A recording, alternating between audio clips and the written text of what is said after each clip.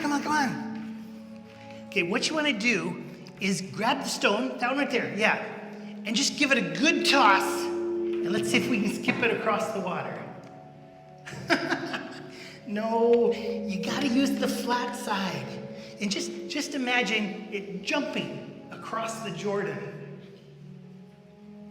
Oh, hello. I didn't see you sitting there. My name is Joshua, and I'm the son of Nun, and this is my youngest son's youngest son. And we come here to tell stories, and more stories, and more stories, and also skip stones. I have to tell you, this, I remember the very first time that I skipped stones across the Jordan. I was actually on the other side, and it was dusk. And me and Caleb and, the name slipped me, 10 other guys, we were called to be spies. What a joke. We'd never been spied in anything. We were slaves. And yet we came there to spy out the promised land here. And we looked at the water and we looked at the promised land. We've been walking for 40 days. And none of us knew how to swim. Slaves don't learn how to swim. And so we built some rafts. And I had a raft with some guys, and Caleb had a raft, and we had a race to see who'd get the other side. And when I got to the other side with my guys, we looked around, and we couldn't see their raft. We just saw these like drowned Nile rats trying to get out of the water. Absolutely hilarious. And when we got into the promised land, we saw incredible people. We saw amazing things that we'd never seen before. We thought about how God had given this land to us through Abraham. And we saw grapes the size of pomegranates. It was the most incredible moment of my life, because growing up as a slave and then getting free because of the plagues and then being in the land, it was incredible. And then we got back across the water, and we went to Moses, and we told him what we saw. And what Caleb and I saw were very different than what the other 10 saw. And I was very confused. I saw what God was going to do, and they saw what we couldn't do. And so we turned around. For the next 40 years, we wandered in the desert. And if I look across the Jordan into the desert, I know over 1 million people who died there. My family, my friends, Moses over there. But I gotta tell you, the first 40 days were amazing. I mean, there was this pillar of fire, and it came down. Woo! And then by day there was this smoke that went around, and then the moment that the Red Sea, whoo! And we just walked through. I remember getting really close to the water. It was like a wall, and just running my hand across it. I think I even saw a fish staring at us, and I think he was as confused as we were. But then about halfway through, we looked back, and the Egyptians were coming after us, and we ran, and we pushed, and we shoved, and there was no peace. We just got to the other side.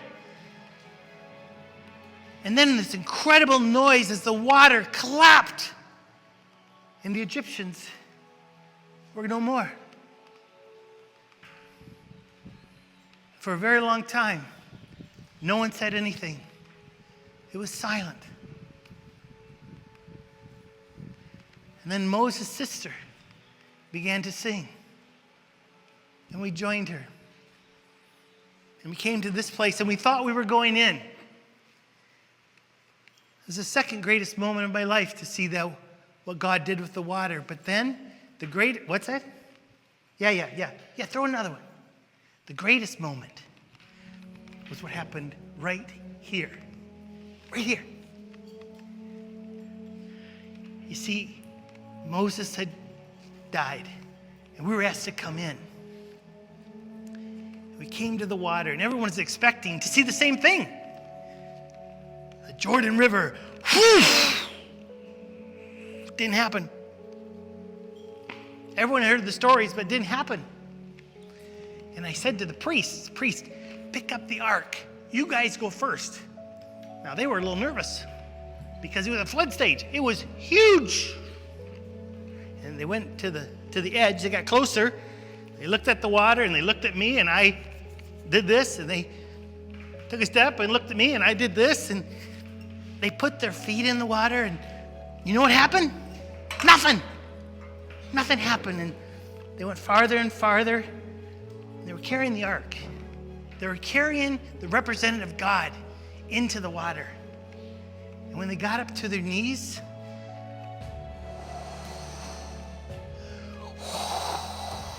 there was a rumble and there was a shake, and then there was a... It was dry. And they walked in. They walked halfway across the Jordan River, and they just stopped. Then everyone sort of began to walk in. And there was the ark, which represented God, and there was the priests. And the priests always are those ones who stand between God and people. They introduce God to people. They say, here's where God is going. Come with us. They mediate. So everyone walked across. There was no running. There was no shoving. Everyone was enjoying the moment. We got to the other side. And I sent 12 guys back in to pick up some rocks. One for each tribe. Not for us, but for future generations.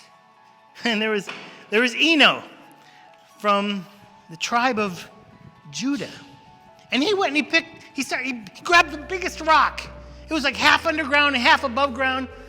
And I could see some of the priests going, pick another rock, pick another rock. But he didn't. He stood on it and he went like this, and everyone cheered, and he couldn't move it.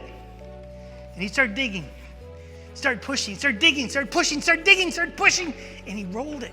And he rolled it up on his foot. And he rolled up his leg, and it was muddy, and he had this mud trail all the way to his shoulder.